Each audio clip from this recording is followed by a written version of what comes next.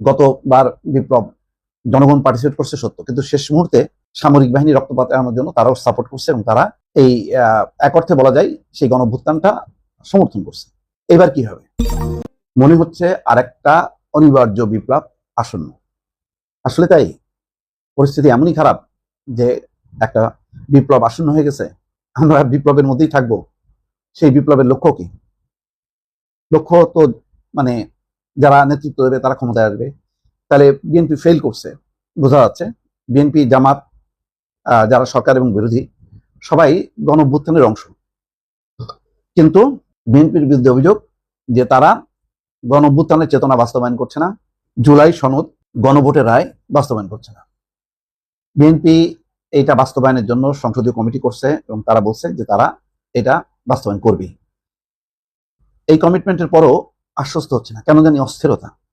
গতকালকে দেখেন যে বিভিন্ন শিক্ষা প্রতিষ্ঠানের যে পরিস্থিতি, শিক্ষা প্রতিষ্ঠানগুলোতে মানলাম যে শিবিরের প্রাধান্য আছে, এখন সেখানে লড়াই করে তারা যদি জয়যুক্ত হয় তাহলে সরকার যেহেতু ক্ষমতায় আছে তখন সরকারও চেষ্টা করবে, সংঘাত হবে এবং গতকাল থেকে সেই সংঘাত।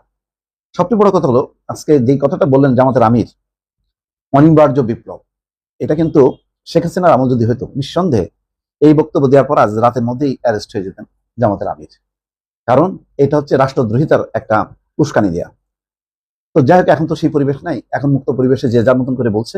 কিন্তু এইটা বলার মধ্য দিয়ে আপনি বিএনপির মতন এত বড় একটা দল, যার লক্ষ লক্ষ কোটি কোটি সমর্থক আছে, তাদের বিরুদ্ধে আপনি বিপ্লব করবেন 2 বছরের মাথায়, তাহলে আপনি চিন্তা করছেন একটা রক্তক্ষয়ী বিপ্লব হবে। এখানে গতবার বিপ্লব জনগণ পার্টিসিপেট করছে সত্য, কিন্তু শেষ মুহূর্তে সামরিক বাহিনী রক্তপাত এড়ানোর জন্য তারাও সাপোর্ট করছে এবং তারা এই এক অর্থে বলা যায় সেই গণঅভ্যুত্থানটা সমর্থন করছে। এবার কি হবে? এবার কি তাহলে ক্যান্টনমেন্টে ক্যান্টনমেন্টে রক্তারক্তি হবে? এটা হয় কোনোদিন? একটা বিপ্লব, একটা গণঅভ্যুত্থান, বিপ্লব তো অনেক বিশাল ব্যাপার। গণঅভ্যুত্থানই ধরেন, সেই গণঅভ্যুত্থান কিন্তু চট করে হয় না। সেই 90-এর এরশাদ বিরোধী আন্দোলন গণঅভ্যুত্থানের রূপ নিয়েছিল। 90 সালের পরে কত বছর পর?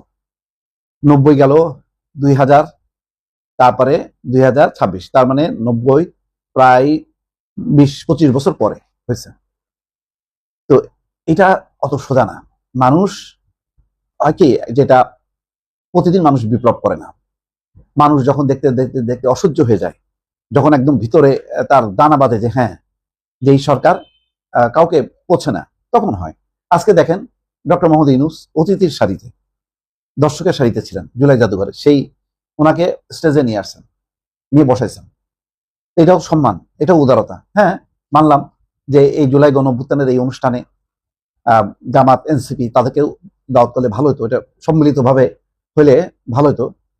সেটা হয়নি। আমি মনে করি সেটা একটা দুর্বলতা, বা কেন হয়নি আমি জানি না। তাদেরকে কি দাওয়াত দিছিল তারপরও আসে নাই, নাকি তাদের নির্ধারিত আজকে বায়তুল মোকাররমের দক্ষিণ গেটে তাদের কর্মসূচি ছিল এই জন্য যায়নি, আমি জানি না। ঠিক, তারাও উপস্থিত থাকলে ভালো হতো। অর্থাৎ গণঅভ্যুত্থানের শক্তি, তাদের মধ্যে এই বিভাজনটা, কিন্তু মানুষ হতাশ হচ্ছে। একটা হতাশা থেকে একটা বিপ্লব হয় না।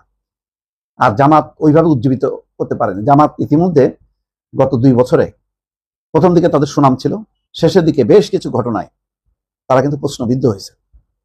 তাদের ধর্মীয় কথাবার্তা, আচার আচরণ, তার অন্তরালে আসলে কি হচ্ছে। এই যে মাদ্রাসা মক্তবে যে শিক্ষকরা জামাতের রাজনীতির সাথে যুক্ত, তাদের দ্বারা শিশু শিক্ষার্থীরা কিভাবে অত্যাচারিত হচ্ছে, এই বিষয়গুলো কিন্তু আস্তে আস্তে আসছে। তো ফলে বিএনপি যেমন, হ্যাঁ, তার উপর মানুষের একটু হতাশা, কারণ এর মধ্যে দ্রব্যমূল্যের ঊর্ধ্বগতি, বিদ্যুৎ, গ্যাসের কারণে একটা মানুষ দুরবস্থার মধ্যে পড়ছে।